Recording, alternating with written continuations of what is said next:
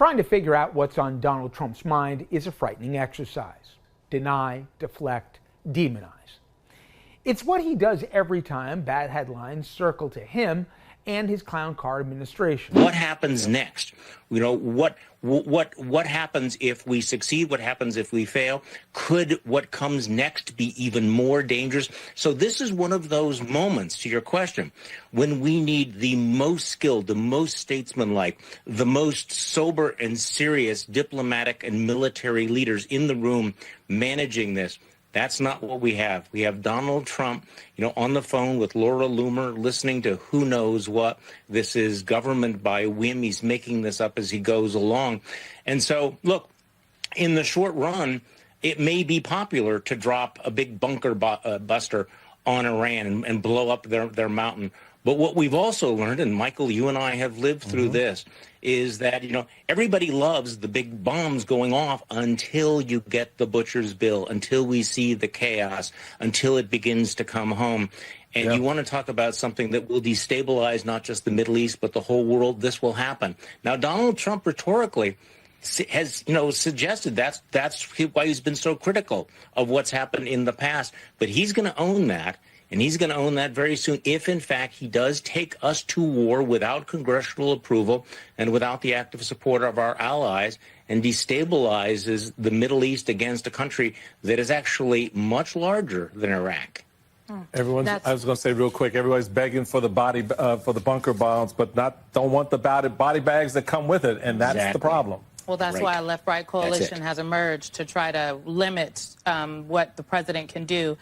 Well, Stephanie, we're always fighting legislation, and we're talking about this large-scale criminality and the big picture stuff. But I think once in a while you step back and you realize what we've lost as far as our moral leadership, as far as anyone with a sense of humanity. And then when you see President Biden, you're reminded and you realize that grief comes, the grief at what we've lost aside from human rights rollbacks and aside from, all the legislation that's coming.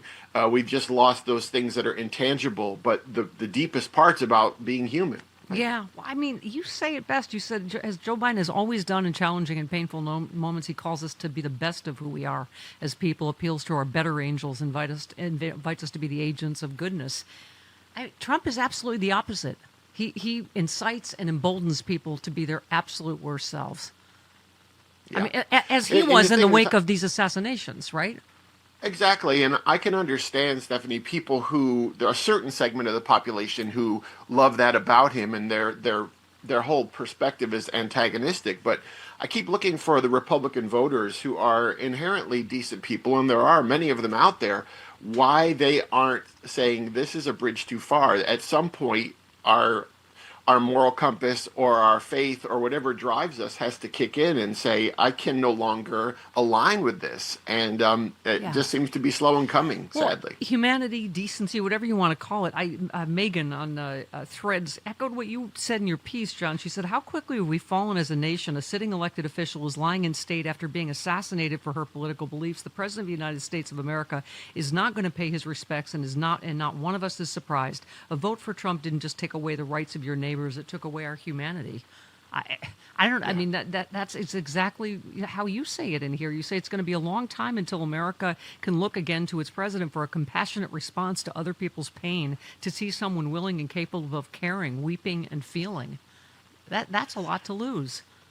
It is, and it's been a slow fade. I think it's one of those things where you don't notice the attrition because it happens so little, those thousands of small cuts. And I think we look at moments like this and we realize, wow, we have drifted in a decade so far from our aspirations as a nation. And we need people who remind us of those aspirations. And Joe Biden does that, of course. And so it's going to be a while before we have someone at the very top who, calls upon those better angels. Yeah, and this is another great point you make. 6 months after leaving office, Biden doing the work of our sitting president should be doing, but cannot and will not do. And you said that's the thing about Biden. This is who he is at his core. He's always worn his heart on his sleeve in a culture that increasingly conflates manhood. Bella, to our conversation about the brosphere. With bloviating bluster and unrepentant cruelty, he has never allowed the pain in his personal life, his nation, or the world to harden him. That's a tough thing to do right now, by the way. And he would have been there in the rotunda if the victims had been Republican politicians. That's the key point, isn't it? You know that it would not have been partisan for Biden. Yeah, Joe Biden is a reasonable, rational adult human being with working empathy, and so that the empathy is nonpartisan, and there are no caveats or conditions to what kind of compassion he offers. And I think with Trump, you always see an agenda, and there is never anything that isn't laced with retribution, revenge, payback. And he is just so emotionally fetal that is where he will always live. Yeah. I just this last one from Megan as well. Biden in Minnesota saying goodbye to a hero who was killed in cold blood for being a Democrat. Trump is gearing up for another long weekend of taxpayer-funded golf after essing on the Constitution and terrorizing innocent people all week. But tell me again how the parties are the same. I mean, again, it's Democrats that are fighting for people in red states right now, not to get their health care ripped away and, right, all of that stuff.